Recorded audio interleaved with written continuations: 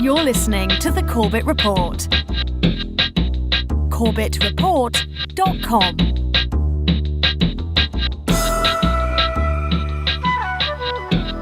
Welcome back, ladies and gentlemen. Welcome back to the Corbett Report. I am your host, James Corbett of CorbettReport.com, coming to you, as always, from the sunny climes of Western Japan, here on the 16th day of October, 2020. You're tuned into episode 387 of the Corbett Report podcast, your guide to the Great Reset. Now, I'm sure that everyone in my core audience has already at least heard of the Great Reset, but if you haven't, fret not. Today we're going to go through it in a great degree of detail. And let's start by defining our terms. Specifically, what is the Great Reset? Well, what better place to go for such a definition than straight to the horse's mouth? And in this case, the horse is Klaus Schwab, the founder and executive director of the World Economic Forum, who announced the Great Reset initiative from the World Economic Forum in June of this year. It is obvious that we are in the midst of the most severe crisis the world has experienced since World War II.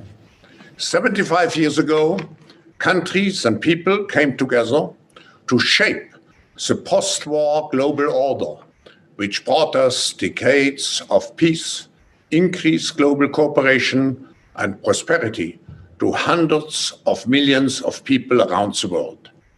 The COVID-19 crisis has shown us that our old systems are not fit anymore for the 21st century.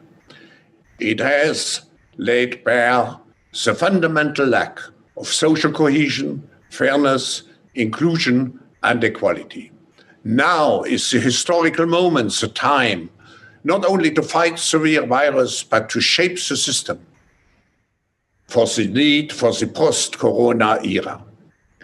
We have a choice to remain passive, which would lead to the amplification of many of the trends we see today: polarization, nationalism, racism, and ultimately increased social unrest and conflicts.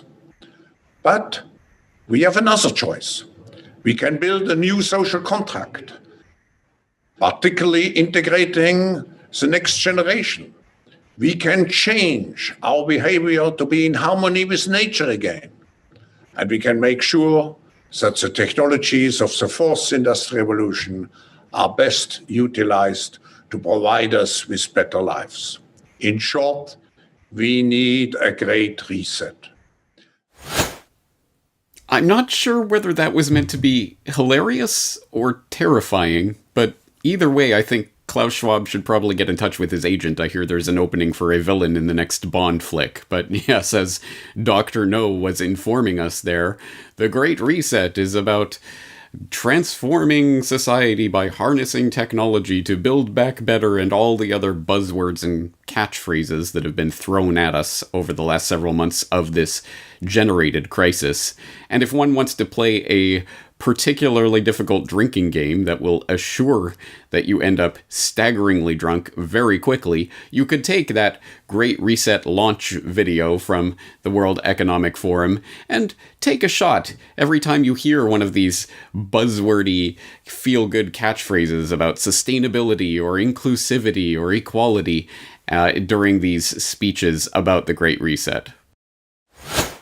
Inclusion and equality. Equal, inclusive, and sustainable. Sustainable. More inclusive. More inclusive. More inclusive. Financial inclusion. Sustainable. Equal footing. Sustainable. Equal. Sustainably. Sustainable, a more sustainable path. More sustainable and more inclusive. Sustainable. A sustainable economy. Sustainability. More sustainable. Sustainability, sustainable development goals. Sustainable, more inclusive world. Are you thoroughly blind, stinking drunk yet? Yeah, I thought so. Well, if all of that mealy-mouthed political blather has done absolutely nothing to tell you anything of substance about what the Great Reset actually is, don't worry. After having plowed through more of this material than any human being should ever be forced to plow through, I can summarize the Great Reset in a sentence. Because it turns out, at base, the Great Reset is nothing more and nothing less than a great propaganda marketing rollout campaign for a new brand that the would-be global elite are trying to shove down the public's throats. And I say that advisedly. This is essentially a marketing campaign that specifically Klaus Schwab and the World Economic Forum are attempting to orchestrate right now, but in conjunction with their various cronies in various institutions and organizations around the globalist jet-set world. And you can buy into this new brand in many different ways. You can read the Great Reset book. You can visit the Great Reset website. You can participate in the Great Reset dialogues. Asterisk, you need to have 7 or maybe 8 figures in your bank account before you can even start thinking about participating in that dialogue. But you can participate in the Great Reset dialogues. You can collect the Great Reset coronavirus plushie. Oh, no, sorry, that was Event 201. I always get that confused. But you can, as Peter Quinones pointed out in my recent conversation about the Great Reset on the Free Man Beyond the Wall podcast, you can subscribe to the Great Reset podcast. Yes, the World Economic Forum is putting out a regular podcast series talking about the various ways our world is going to be reset by the elitists. And what other podcast could you turn to, for example, to hear the likes of Skull and Bonesman John Kerry haranguing you about how your life, society, everything about the way you live and the way you interact is going to change forever? And so this is a big moment. And the World Economic Forum, the CEO capacity of the World Economic Forum is going to have to really play a front and center role in defining the reset in a way that nobody misinterprets it as just taking us back to where we were. And to what other podcast could you turn in order to be assured that the shock doctrine has had its effect and that a Stockholm Syndrome-prone public will now believe any perceived health crisis or crisis in general that they try to shove down our throats? Because of the shock that everyone has been through, with the global pandemic taking us into a completely different whole of world economic shock in a way that we've not really seen for a very, very long time, that has focused minds on how important it is to treat these big systemic threats like climate change as real. And whereas before they were kind of a theoretical thing that might happen sometime in the future, from the business end, there is a sense of businesses coming to the investor base, coming to investors like us and saying, will you back us if we do? So I am optimistic that the conversations have moved far more in the last 6 months, as I said before, than they have in the last 6 years or more. And where else could we go to learn about what a fun joy it is to live our lives by a video link-up by the likes of Grover? Hello, everybody. It is I, your cute and adorable pal Grover, with a message for listeners of the Great Reset. Well, you are in luck because I know a thing or two about resetting. I reset my alarm clock every morning. But you are talking about resetting the entire world. Now that is a very big job. Well, my friend Ms. Sherry Weston and I are here to help. On Sesame Street, we know that it is very important for children to learn and play every day. And because playtime is so important, we have been thinking of ways to help children all over the world learn and play at home. At first, it was hard when nobody could go to school, and I could not visit my friends like Elmo or, well, even Oscar the Grouch. Then we learned to have video playtime, which was a lot of fun and made us feel better. Oh yeah, rest assured, the World Economic Forum and their cronies have propaganda for the whole family. Yeah, so things get pretty weird pretty quick here, and there is a lot that we could go into with regards to this Great Reset, but in the interest of trimming it down, as I say, I have subjected myself to all sorts of this propaganda that they've been putting out via the World Economic Forum about the Great Reset, and I have distilled this whole agenda down to a few very key points that I think we need to stress as we delve into what this Great Reset is really about. So I have 4 main points that are the kind of takeaway from my research on this. Number 1, the absolute first thing we have to keep in mind with the Great Reset is that this has nothing, absolutely nothing to do with any sort of virus or disease or anything of the sort. Nothing. Let me triple underline and put a few exclamation marks after that word. Nothing. This is not...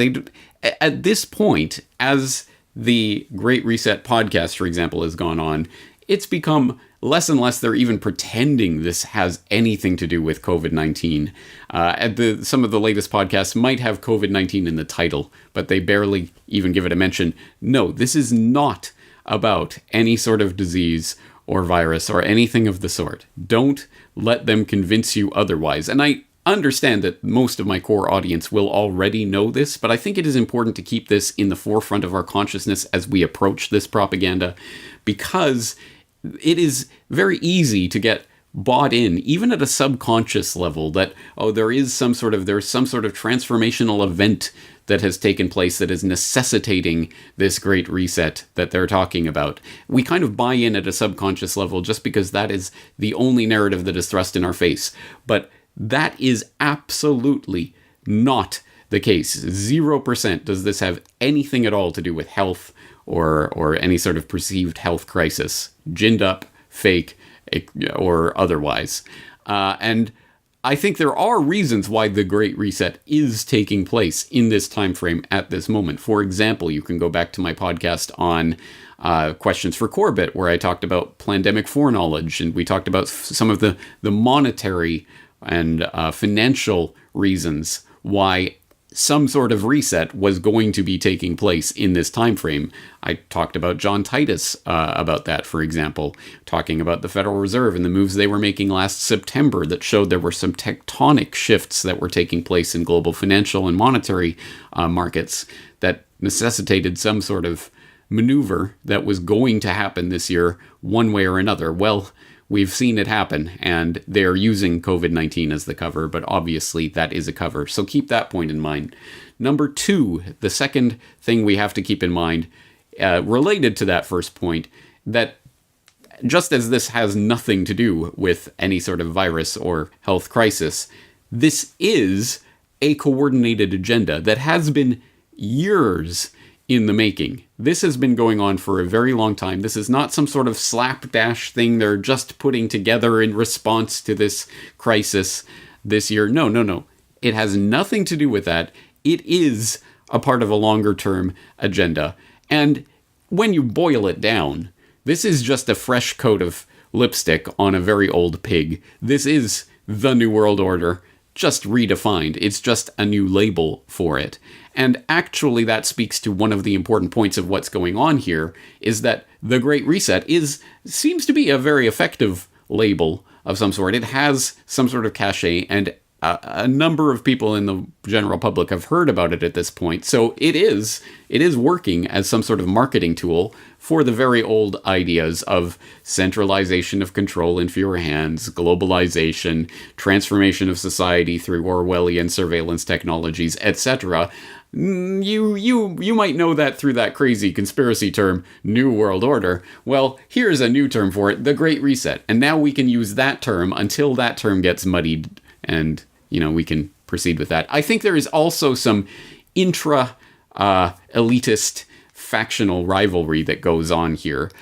For example, I've noted before in the past that Davos, the annual World Economic Forum soiree that they hold in Geneva in Davos every year, is essentially it's Bilderberg light or something like that. I mean, it's kind of the for the hoi polloi of the would-be super elites.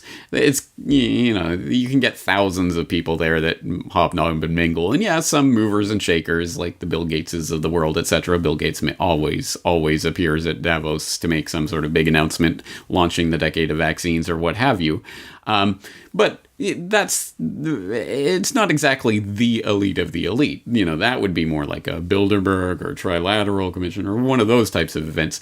Davos was somewhat further down on the list. When you think New World Order, World Economic Forum probably ranks a few rungs below some of those other organizational bodies. Well, perhaps this is an attempt by Klaus Schwab to angle the World Economic Forum somewhere higher up on that hierarchy and somewhere closer to the top of that power pyramid.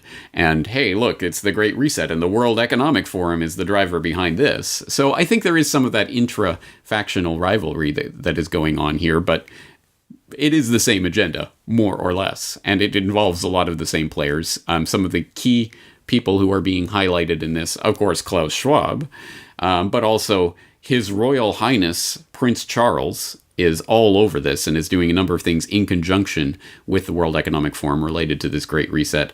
Also, the current head of the IMF and some other players are clearly rising in prominence. I note the president of MasterCard keeps coming into these conversations and has been there for a few years. He's an interesting one to keep your eye on. So, again, I think this is part of trying to get that Great Reset label as the new world order so that the people associated with that can be in the driver's seat of this globalist enterprise.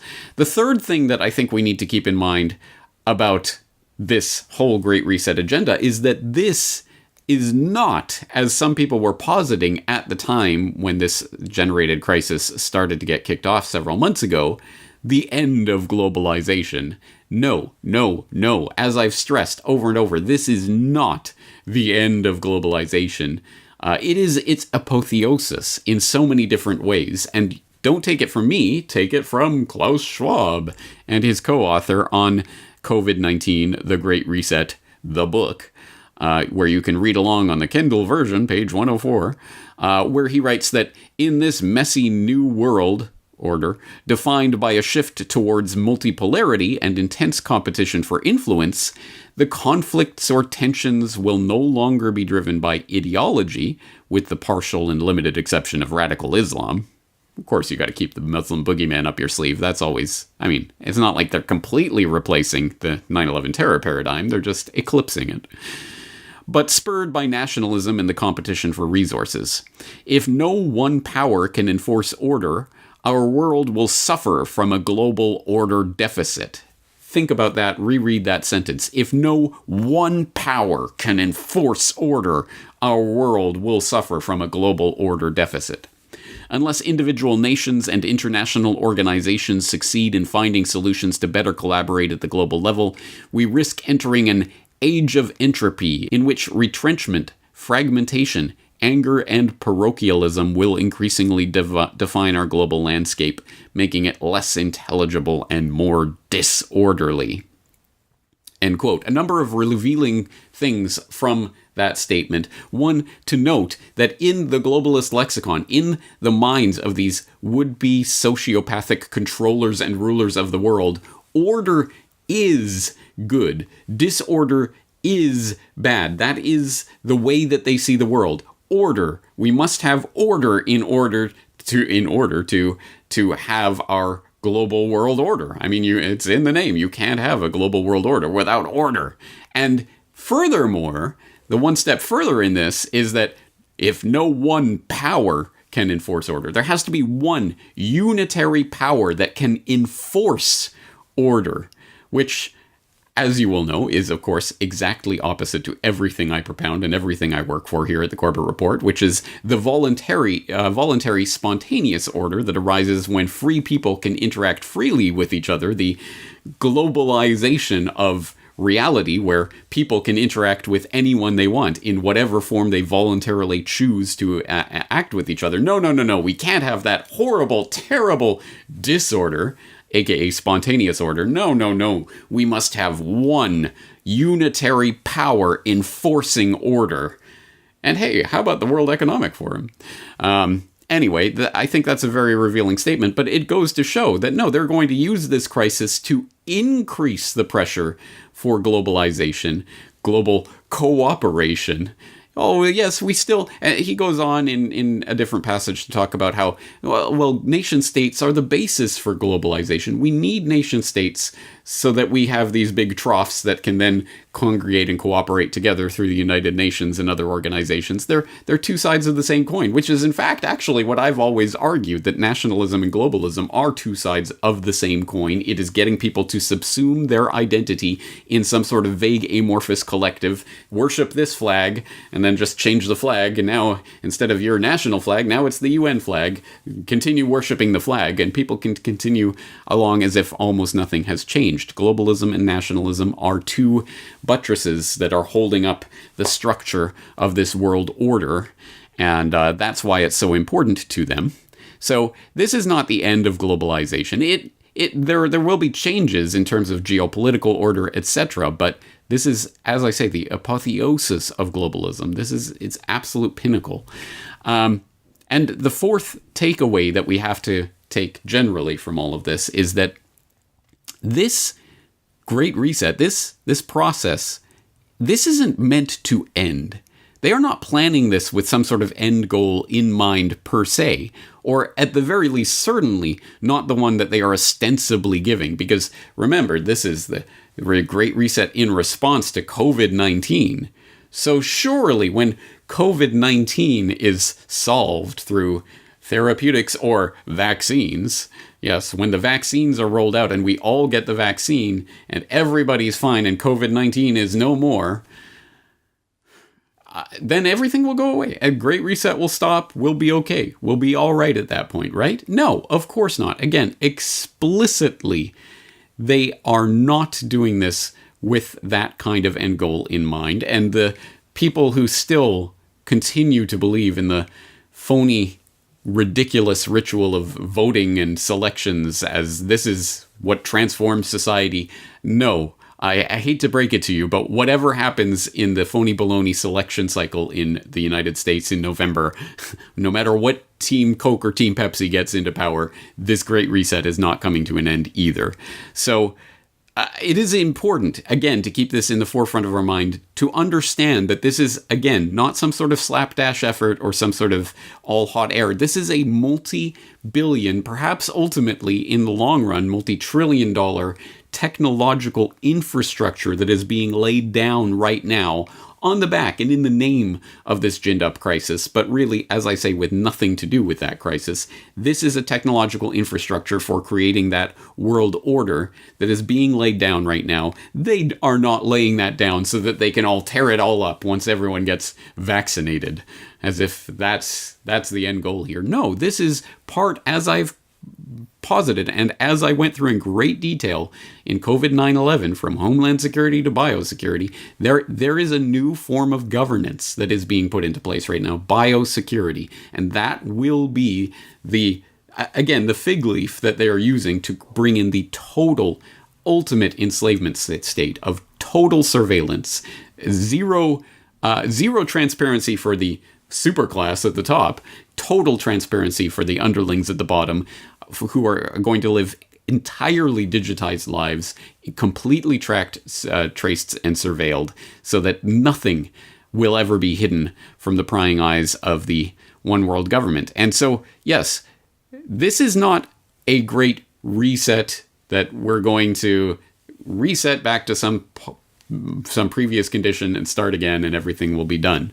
No. In fact, specifically, they say over and over, the Great Reset is that, again, that's just a brand name.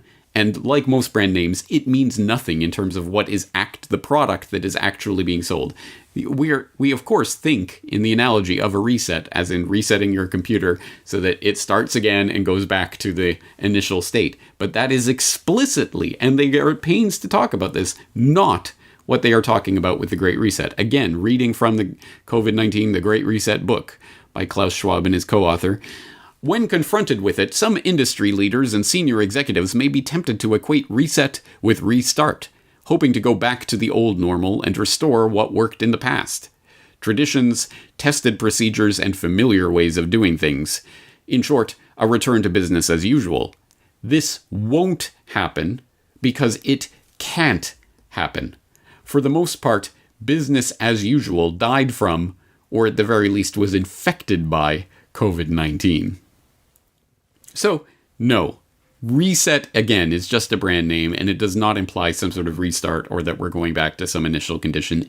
It is essentially a transformation.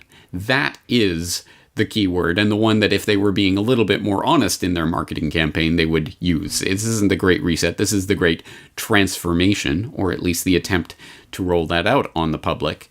So let's look at that word a little bit more and what that really means, and if only there were some way to visualize what this transformation looks like. Oh, there is. It's called the COVID-19 Transformation Map, which is available from the World Economic Forum's website. I will, of course, throw the link into the show notes so that you can go and visit it yourself. And when you do, you will see that there is this spaghetti graph where all these different concepts are related to all these other different concepts, and it shows you the lines and how these different things affect each other. And around the node of COVID-19, you can see all of the different things that are directly and then indirectly influenced by this global crisis that we're living through. And in that inner circle, we see the media's role during COVID-19, response and recovery, COVID-19's workforce impact, avoiding COVID-19 infection and spread, finding a vaccine, COVID-19's impact on trade, COVID-19's impact on travel, and COVID-19's impact on financial markets. But then in the larger ring, you see all of these different areas that are in some way affected by these COVID-19 wrought transformations, like transformation of behavioral science, or inclusive design, international security, institutional investors, oil and gas, private investors, US, geopolitics, aerospace, Switzerland, migration, European Union. Again, going all the way around the circle into all of these other things, all the way over to corporate governance, internet governance, global health, global governance, human rights, values, all of these things. And this map shows you how all of these things are related. So you can click on any one of these nodes and you can see how it relates to all of the other nodes that it is connected to. And it will also bring up all of the information, all the different publications, videos, and data related to that node. So if you click on the media's role during COVID-19, you will see that it's connected to global governance and human rights and values and all of those things. And on the side, you'll see the different publications, the different mainstream, of course, World Economic Forum connected types of Scientific American and The Conversation and MIT Technology Review and these other publications that have been collected around that subject. And when you start, and I do suggest you, if you haven't done so, that you go to this page and just click around on it a little bit, just to get a sense of the scope and the scale of the transformation that's taking place here. And it is important to note that although some zero research YouTubers were initially putting out that this entire COVID-19 transformation map was just created in the last month, and can you believe they did all this work in a month? This is clearly a coordinated agenda. Well, no, actually, this transformation map has been around since 2017. You can go to the World Economic Forum website and read about it. You can even watch their little YouTube video introducing transformation maps from 2017, where they showed all of this laid out.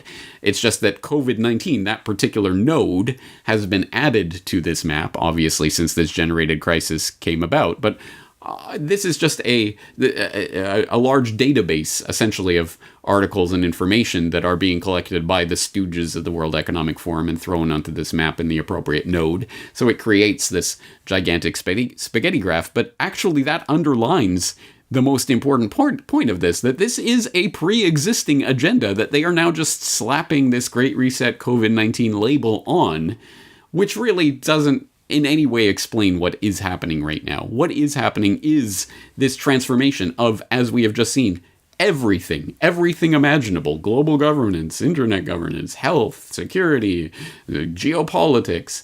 All of these different things are right now being transformed, again, in the name of this COVID-19, but it doesn't matter. So we are not talking about a reset. We are talking about a transformation. And specifically, what kind of transformation? We are talking about a revolution. And even more specifically, what kind of revolution are we talking about? Well, we don't have to go very far for that information. It comes again from the World Economic Forum, this time from 2016. In their video introduction, what is the fourth industrial revolution?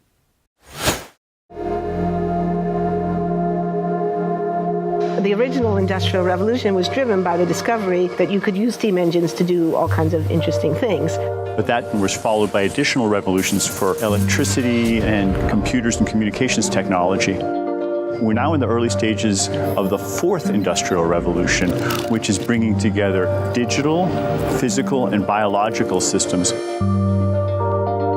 One of the features of this fourth industrial revolution is that it doesn't change what we are doing, but it changes us. With the ability to visualize brain activity, for example, through a simple consumer-based EEG device, it gives us access to ourselves in ways that we've never before thought possible. It unlocks the black box that is the brain and enables us to really, truly be able to realize an identity that is aspirational. There's now a scientific foundation for the effects of mindfulness on the brain, on the genome, on biological aging. And when the human mind does know itself, then you get the potential for a new renaissance that restructures itself in terms of our relationship to life, our relationship to the planet, our relationship to work. We need a different economic model. And by that I don't mean capitalism versus communism. What I'm talking about is a shift in the system along the lines of the two big changes that happened in the 20th century, Keynesianism, with a much greater focus on health and education and the role of government working with business, and then a reaction against that in late century to neoliberalism, where the focus was on free markets, freedom of the individual, and getting governments out of the way. We need a shift to a new system that will allow us to meet the basic needs of every human on the planet, that will live within planetary means, that will be fairer, and that will be focused as its key goal, not on growth per se, but on maximizing human well-being. And history tells us that a values shift is triggered by creation of a new story about how we want to live. Well, I know my core audience will already understand what is being presented here, but for the newer people in the audience and others who are just tuning in, let's spell it out. What they are talking about when they're talking about creating a new economic system around this idea of technology and merging with the machines and creating a better society for everyone, behind all of that mealy-mouthed propaganda is a simple truth that this new quote-unquote economic framework that they are looking for, it has in fact already been articulated and advocated for by people in powerful positions for at least the last 90 years, going on 100. It is called technocracy. And again, I know that my regular audience will already be familiar with technocracy, what it is, where it came from, its history, and how it is going to develop in the 21st century. But once again, for people who are not familiar with that story, I will ask you to go back and watch or rewatch Why Big Oil Conquered the World, where I did flesh that out in a great degree of detail about what technocracy is, where it came from, the actual historical movement that was founded by the likes of M. King Hubbard, working with his charlatan friends, just crafting a new economic system that would be based on exactly the types of principles that are being snuck in the back door through World Economic Forum propaganda like that, which, again, sounds great. Of course, it's going to be governments that are going to use technology and harness this new potential to move us into the brave new world future where all our needs will be taken care of. This isn't communism, this isn't capitalism, this isn't Keynesianism or free marketism. It's something different, it's something new, it's technocracy, which, of course, is explicitly what they're advocating for. Centralized control in the hands of a technocratic elite who will be able to program the computers to run the systems that will distribute goods to the people that need them. It'll be a resource-based economy, etc., etc. Stop me if you've heard this before, which you absolutely have. But now it's being called the Fourth Industrial Revolution, and it's being packaged as if it's something new. So I posit that exactly like the Great Reset is just a rebrand of the New World Order, and one that Klaus Schwab and his cronies are forwarding because it would put them in the driver's seat. Again, Fourth Industrial Revolution is just a rebranding of technocracy and takes all of those same ideas, melds it to transhumanism and some of the 21st century types of technologies that weren't available when technocracy proper was initially formed back in the 1930s, but it's the same It's the same old dross, let's put it that way. Now, my mind boggles at trying to really encapsulate what this means in terms of the Great Reset and where we're going from here, because it cannot be stressed enough. I cannot underline this enough, that this really is a transformation not just of every aspect of what it is that we do and how we exist on this earth, from business and economy and environment to geopolitics to education, everything, society itself. It is actually a transformation of what it means to be human that is on the table right now and coming into view, not on the back of some random quack on the street corner or some charlatan in some no-name corner of academia somewhere. No, these are the richest, most powerful people conspiring openly, an open conspiracy to bring about this transformation of humanity. So I will posit there are many different ways that we can look at this and get a grasp on it in those specific areas of the economy or education or what have you.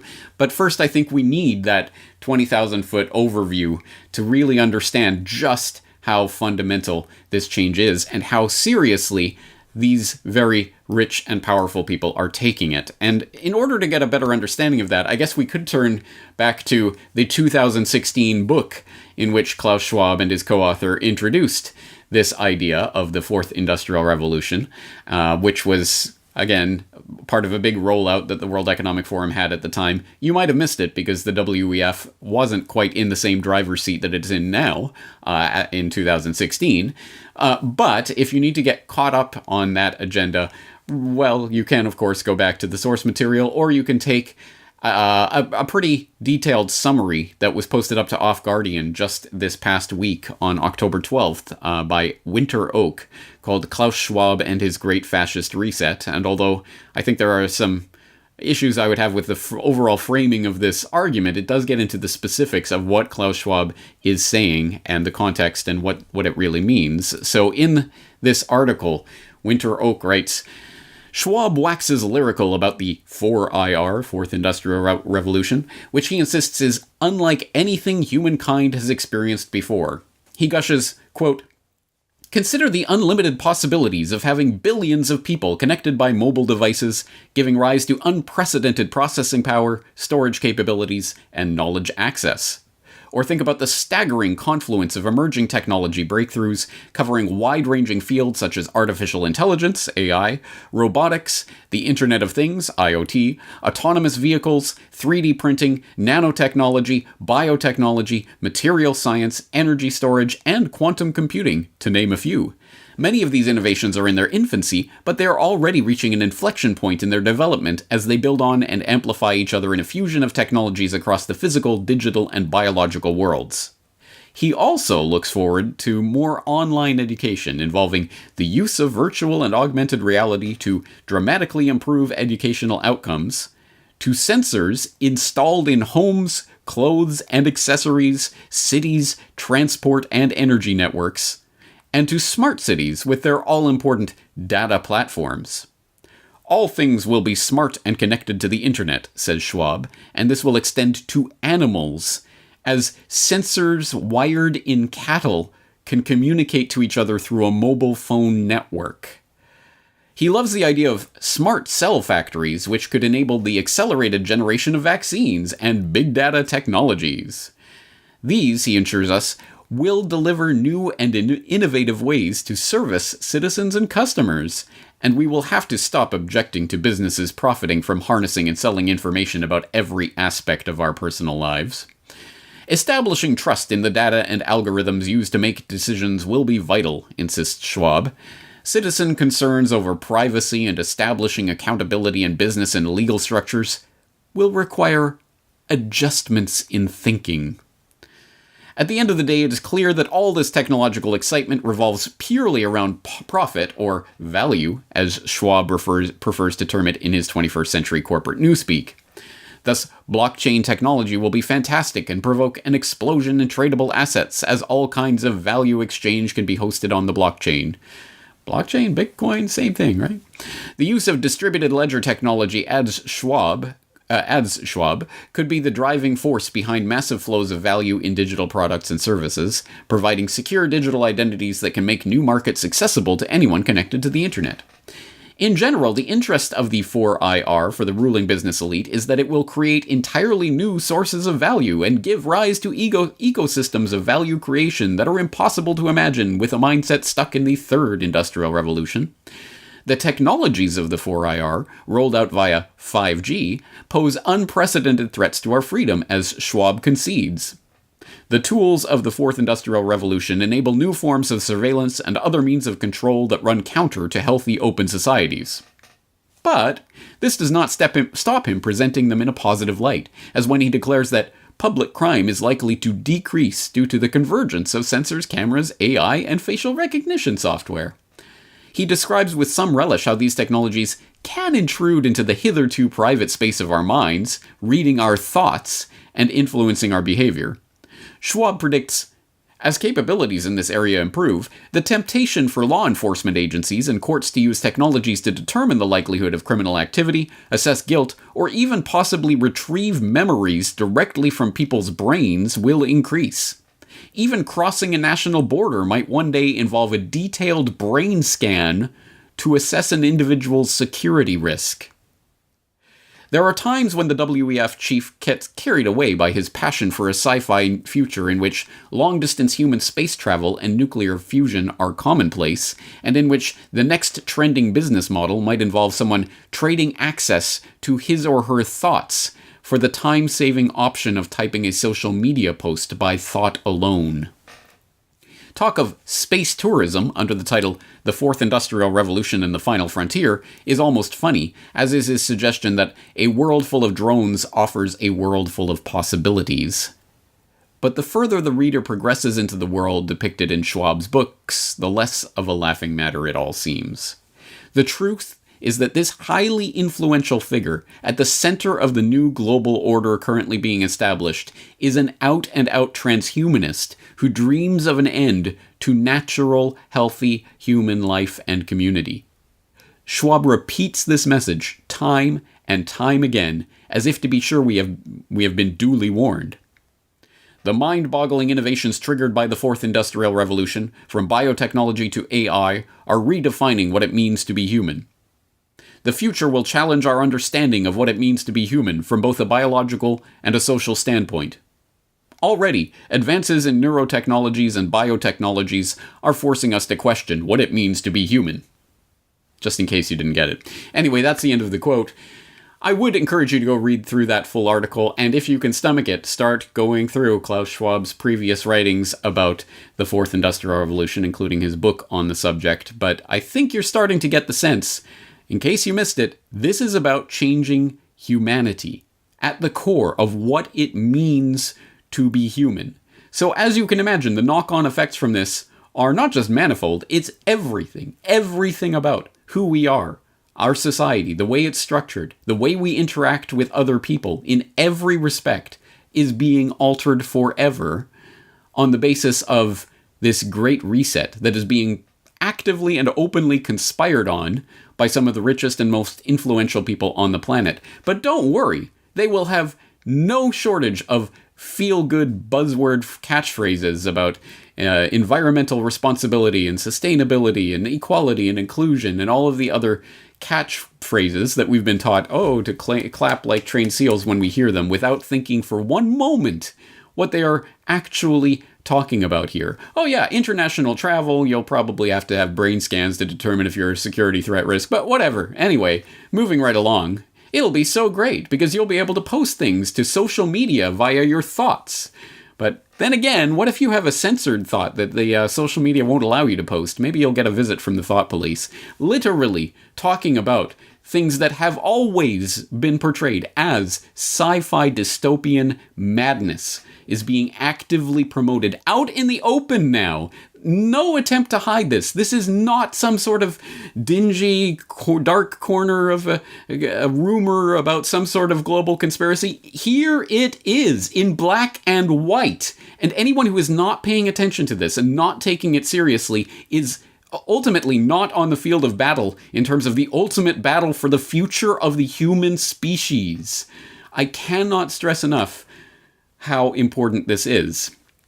So in an attempt to just throw out some of the ideas and concepts of the ways in which this is going to utterly transform everything about our lives in the coming years, if these people get their way, I'll turn to a number of sources. First, let's look at a surprisingly interesting and perhaps tipping the hand more than intended article from the Financial Times. Yes, the Financial Times, by Yuval Noah Harari, called The World After Coronavirus, which goes into a great degree of detail the incredible invasions of privacy that are on the table as a result of this hysteria. And just reading from one part talking about the types of surveillance that are going to be possible in the future, Harari writes, quote, "One of the problems we face in working out where we stand on surveillance is that none of us know exactly how we are being surveilled and what the coming years might bring. Surveillance technology is developing at breakneck speed, and what seemed science fiction 10 years ago is today old news. As a thought experiment, consider a hypothetical government that demands that every citizen wears a biometric bracelet that monitors body temperature and heart rate 24 hours a day. The resulting data is hoarded and analyzed by government algorithms. The algorithms will know that you are sick even before you know it, and they will also know where you have been and who you have met. The chains of infection could be drastically shortened and even cut altogether. Such a system could arguably stop the epidemic in its tracks within days. Sounds wonderful, right? The downside is, of course, that this would give legitimacy to a terrifying new surveillance system. If you know, for example, that I clicked on a Fox News link rather than a CNN link, that can teach you something about my political views and perhaps even my personality. But if you can monitor what happens to my body temperature, blood pressure, and heart rate as I watch the video clip, you can learn what makes me laugh, what makes me cry, and what makes me really, really angry. It is crucial to remember that anger, joy, boredom, and love are biological phenomena, just like fever and a cough. The same technology that identifies coughs could also identify laughs. If corporations and governments start harvesting our biometric data en masse, they can get to know us far better than we know ourselves, and they can then not just predict our feelings, but also manipulate our feelings and sell us anything they want, be it a product or a politician. Biometric monitoring would make Cambridge Analytica's data hacking tactics look like something from the Stone Age. Imagine North Korea in 2030 when every citizen has to wear a biometric bracelet 24 hours a day. If you listen to a speech by the great leader and the bracelet picks up the telltale signs of anger, you are done for." End quote. And that's just a small section of that rather extensive article talking about the various ways that this technology could utterly transform our lives. But don't worry, I mean, that's North Korea kind of stuff. That wouldn't happen over here, right? ... And in fact, like so much of this propaganda, it plays out like a threat. Because of course he's warning about these things. Oh, this could happen. Imagine a state that gets its hands on this type of surveillance technology and the ways that this could be abused. But we could use this technology for ourselves, and we could harness the power of it to self-analyze and monitor, and as long as we all cooperate and all voluntarily do what is expected of us in terms of social distancing and quarantining and masking and whatever else, then maybe we can avoid that kind of dystopian future being forced upon us by the powers that shouldn't be. It plays out exactly like a threat. Of course, they're saying, hey guys, either you comply with us or we will be forced to make your existence a living nightmare of total Orwellian surveillance and control over every aspect, not just of what you do, but what you think, how you breathe, how your heart rate, everything coming under the watchful gaze of Big Brother and his all-seeing eye. That is the future that is on the table that they are threatening us with. And don't worry, when the next bioterror false flag is sprung on us and whatever starts spreading through the population, then they'll have the narrative will already be there, everything will already be set, and they'll say, look, see, you guys didn't practice enough social distancing, so we're going to have to come in and forcibly do this to you. That is this trap that's being sprung for us. And so once again, my mind boggles at attempting to in any way encapsulate every aspect of what is being put on the table here. But let's just break it down into some of the broad categories and some of the things that are happening right now and that are due to happen in the near future. For example, let's look at a category like education. Now, when you take everything and make it digital, then you are automatically making it immediately censorable from a distance, and not even necessarily by a human. Just an algorithm can detect wrong thought or wrong speech here or there and shut it down at the source. And we are, of course, living through that as I record this. Another GooTube purge is taking place. If only someone had warned us that YouTube might censor people. Oh, I never thought of that. Oh, well.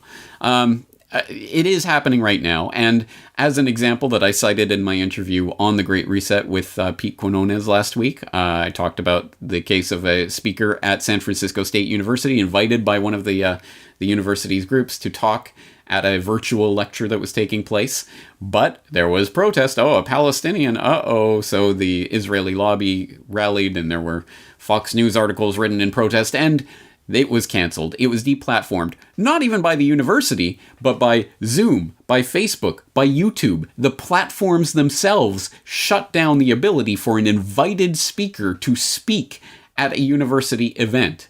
And now it doesn't involve, we know a few years ago, cancel culture involved people physically going to these lectures and pulling the fire alarm and stopping people from speaking because, oh my God, I can't listen to ideas that I don't agree with.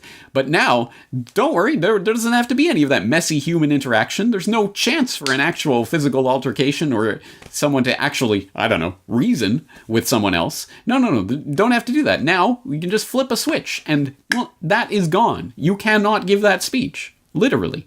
So that's one aspect of this, and it was encapsulated in an insightful comment that was left on that Great Reset video with Pete Quinones on Odyssey.com, which is the sort of web platform for the library protocol, LBRY.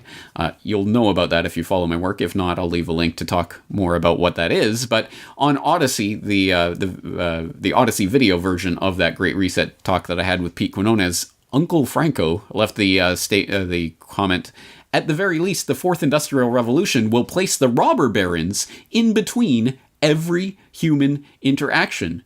This gives the robber barons a fee for every interaction and the power to approve or deny every human interaction. It is every human's duty to prevent this infrastructure to gain government monopoly status and universal public acceptance. Undermine everyone who is part of the robber baron class. If they sell eggs, smash them or make them unable to sell them. Keep them up at night. Let your dog urinate on their lawn, and so on and so on. Never surrender. Once you begin to fight back, your life will have meaning. Try a small gesture today and see how great it feels, or not. The choice is yours. Someone gets it. Here's one of those conspiracy theorists. Oh, yay, I just used that word. Now that completely undermines everything he said. Yay, he's a conspiracy theorist. See how good that feels? Yay. It is. It's crazy, crackpot, tinfoil hat conspiracy nonsense to talk about that. Robber barons. Oh, I bet you're talking about the robber barons of our day and age, like Bill Gates. Are you saying that, they're going to put Bill Gates in charge of educating America's children? Really? Oh. Wait, yeah, I'm getting word. Yeah, that's exactly what is happening. Well, let's take this experience and really learn how we can do differently and better with our education system in terms of technology and virtual education, etc. And that's something we're actively working on through this process. So it's not about just reopening schools. When we are reopening schools, let's open a better school. And let's open a smarter education system.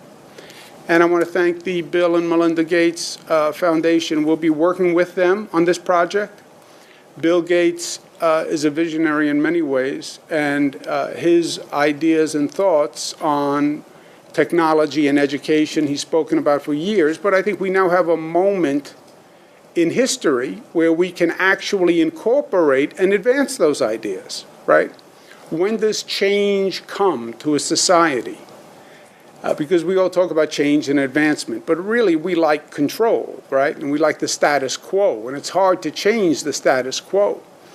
But you get moments in history where people say, okay, I'm ready. I'm ready for change. I get it. I think this is one of those moments.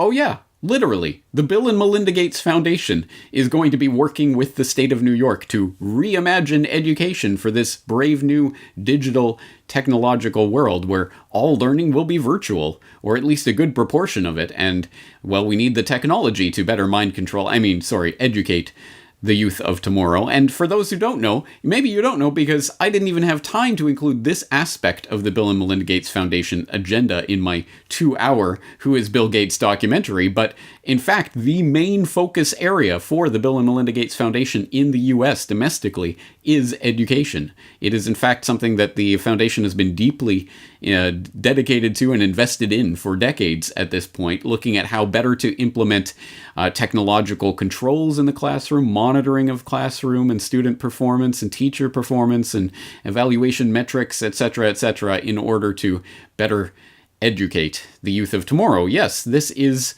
happening, and you better believe it's not just going to be New York State that's going to be partnering up with Bill and Melinda Gates and their ilk for this purpose of better integrating technology into the virtual classroom. In fact, that takes many different forms, and we may have joked and laughed earlier about the ridiculous appearance of Grover on the Great Reset podcast. You may be wondering what that was all about. Well, actually, that leads into a segment with Sesame Street's president of social impact and philanthropy, Sherry Weston, talking about the Sesame Street program and its work around the world in various different countries and cultures, trying to impart these types of ideas about hand washing and other hygiene kind of things that we can impart to children. And oh yeah, completely reimagining the social fabric of various countries like Afghanistan and Pakistan and other places. She talks openly about the social engineering that they engage in to change people's minds in those countries, not just the children, who are obviously the direct target audience, but also the parents. And they talk about how they can manipulate and change parents' opinions. And of course, it's all for good things. It's, getting people in Afghanistan or Pakistan to accept women and girls going to school and that kind of thing. Yay, yeah, we can all get behind that. ... And what else? What else can they put into this messaging that will suddenly become this social fabric changing idea that gets embedded with harmless children's programming? Oh, remember kids, wash your hands, wear a mask, and keep 6 feet at all times from other human beings because they're icky biological beings that can shed their disgusting viruses around you, and we have to be protected against them at all times. Yay, hey, it's Sesame Street. You think I'm joking? Listen to the interview and listen to it from that perspective. I think you will find it as equally creepy as I did, but once again, education is just one aspect of this agenda. Let's look at business, the economy, generally. It was something that we touched on New World Next Week this week. James Evan Pilato and myself went over the stunning, remarkable, who would have guessed it fact that the rich are indeed getting richer as a result of the COVID-19 scamdemic. And of course, it is the largest corporations, the Amazons and what have you, the big restaurant chains that are benefiting because they're essential. They're allowed to remain open. Mom and pop, of course, have to close, and they will probably never reopen. So this is a consolidation of the corporatocracy. Again, perfectly predictable and predicted. Everyone knew this was going to happen. As I pointed out in New World Next Week, Klaus Schwab writes about this in some detail in The Great Reset, talking about how small businesses will be the most affected. So again, this is part of the plan for consolidation and centralization of power. Stop me if you've heard this. Another key aspect of the way this is going to play into the business environment, the automation of the workforce through these types of technologies, not just the blue-collar jobs, but the white-collar jobs too. And a large section of the workforce is going to be increasingly automated out of work. And so what does that mean? When suddenly it's not just 5% or 10% or even 20% unemployment, but when we're looking at 50% of the workforce that can't find meaningful work, what are you going to do then? Well, there's only one option. Well, we just have to take it to the next level and have some sort of UBI. And you will know from this podcast and the previous work that I've done on the Corona World Order and on the Greatest Depression and things like this, that of course the digital dollar, the Fed coin is waiting in the wings, literally FedCoin, digital dollar, your wallet that you'll get that will be tied directly to the Federal Reserve, so they can pump their stimulus money in at first, which will eventually morph into some sort of UBI, which will eventually be tied to your social credit and your vaccination certification and all of that. Again, I've detailed this in the past. We will be going through that more in the future. Other aspects of the business transformation surround all the kind of buzzword ideas that the World Economic Forum specifically has been pumping for the last several years. Stakeholder capitalism.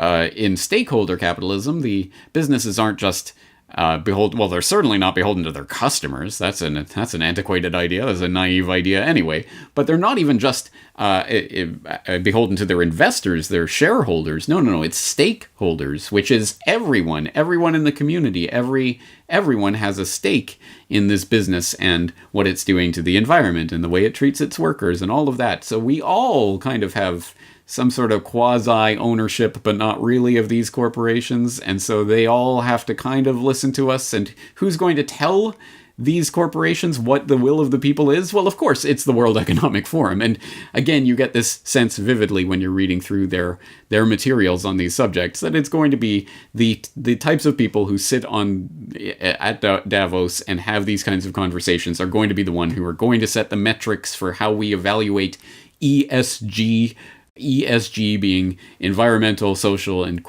governance responsibility, which is now a key part of what every business will have to do. And of course, again, it sounds so great. Yes, we want to take care of the environment. We want to be socially responsible. We want to be governed properly. What does that mean exactly? How do we measure that? And how do we comply with that? Oh, here's this 14,000 page text that's going to be, you're going to have teams of compliance officers to sort through. Don't worry. The big corporations will have their billion-dollar law firms that will be able to devote however many man-hours it takes to sort through all of this and comply and go jump through all the hoops.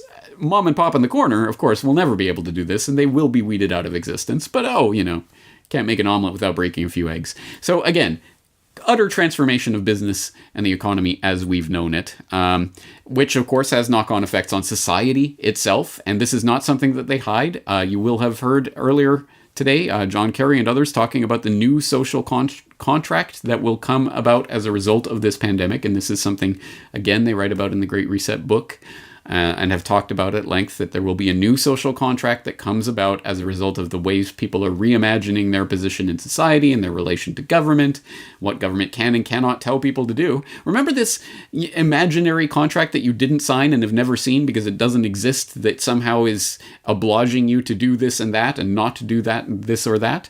Well, guess what? It's being changed. By whom? Under what? What say do I have in this? Will I get to sign it when it's finished? Oh, wait, no, again, it will never be written down, and it's not an actual document, and it's not really a contract, but you will be expected to abide by whatever rules the World Economic Forum and its cronies come up for how to live our lives in the future.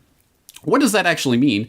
I've listened to a bunch of talk about this. It still is 100% blather at this point. So, of course, they're not going to nail it down. They're not going to say what is the social contract and how is it being rewritten. They're just warning you that, don't worry, everything you think about the verities of existence and what it means to live in a nation state and all this is going to be completely transformed. But, you don't get a say in that. They talk about other societal aspects of the pandemic and the scamdemic and the very real psychological effects that this is going to have on the unfortunately easily duped masses who will develop the various phobias about germs, and how that will reshape the fabric of our lives so that, how will we ever... We'll obviously never go back to a place where we can be in a crowded room with maskless people and feel safe with each other. So we'll have to completely transform society and rethink, and we'll have distancing and hygiene and obsessive hand washing and everything will be part of our daily lives, and masks will become commonplace and fashion accessories and blah, blah, blah, and all the things that you've heard about the ways this will reshape our lives. And another incredibly important, much more important, really, in the longer term, part of this fourth industrial revolution as it relates to society is the creation of new classes, not necessarily based on the old economic standards, but based on biological differences that will take place as a result of the upgrades that are coming, the brain chips and what have you. And this has been talked about for a number of years by bioethicists and the like, talking about the gen rich and the gen poor, as in people who get the genetic engineering enhancements and thus are these superior human beings, will essentially be lord-like, almost godlike, compared to the lowly biological humans, that the Terrans, as they say, that inhabit this planet. Well, we're going off-world and we're going to merge with the machines. So ultimately, it's not just gen-rich and gen-poor, it's transhumanist-rich, transhumanist-poor. And again, they're talking about the creation of this new natural hierarchy that will take place as a result of this. So again, complete, utter transformation of everything you've ever known about society and how it functions. Geopolitically, of course, everything's on the table. One specific chapter in the Great Reset book focuses on the question of which power will ultimately win out as a result of this great crisis, this generated crisis. Will China win out, as some people are saying? Well, they were first through it, and they recovered the fastest, however that happened, and all, you know the narrative. And thus they're going to be able to get on their feet and restructure their economy. But then no, people are saying, no, it'll be the U.S. because China relies so much on exports, especially trade with the U.S. And if that's getting shut down, then the U.S. will be able to win that war of attrition. Others will say, no one wins. In fact, it won't be a big unitary superpower that runs the world as we've known, for example, in Pax Americana. No, it will be a new system where, in fact, it's the small, agile, nimble states that will be able to best react to the changing times, and thus will be the ultimate winners of this. So it's not one winner, but it'll be a bunch of smaller states, and all of the things that are being proposed. But at any rate, it is kind of like who will win this power for the ownership of the globe? Stay tuned to find out. We'll tell you, don't worry.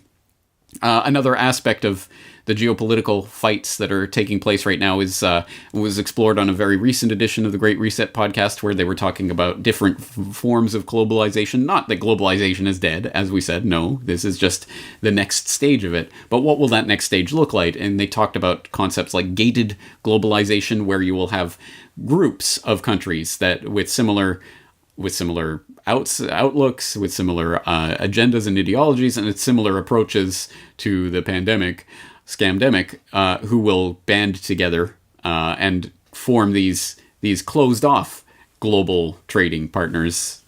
They're scattered all over the globe, but they will be a trading network, essentially. And you might have competing networks in this gated globalization vision, which people might remember. Again, this is not a new concept. This is exactly what was happening in the 1930s with the various tariffs and trade barriers and the sort of alliances that were forming and breaking as a result of all of the economic chaos of the 1930s, which, kind of led to World War. So once again, another harbinger of World War III, which I have talked about extensively in the past. We will talk about more in the future.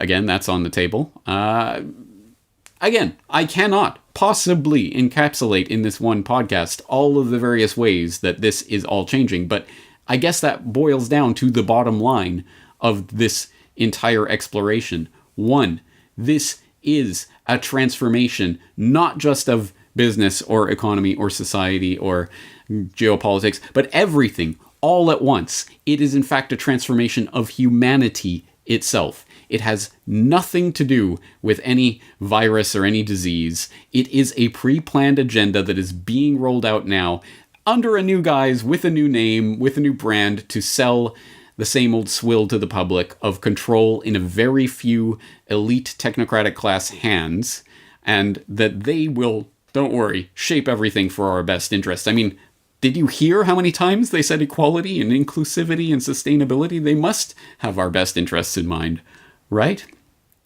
It is a conspiracy. It is an open conspiracy, but it is a conspiracy nonetheless. It is not deniable at this point. I will, of course, as always, have the source documents, the things that I'm reading from, all linked up in the show notes. There will be lots of show notes for today's episode that I invite you, exhort you even, to explore at your own leisure, because once again, this is an open conspiracy. It touches on every aspect of your life from here on forward will be under this process of transformation. And as our good old friend, what was it, Uncle Franco did exhort, now is the time for resistance in every way and any way possible, in every way that you can resist against this agenda. This is the time for it, because, as I say, everything is on the table right now. As I say, this touches on everything, literally everything. And you saw my Corona World Order podcast earlier this year and the other work that I've done. This is everything that I've been warning about since the Corbett Report started, all happening all at once, all converging on this idea of the Great Reset, or whatever you call it. Again, the Great Reset, let's not focus entirely on that particular manifestation of this idea, because like New World Order or whatever else they're going to call it next week, it's just a label that they can slap on the same package of ideas.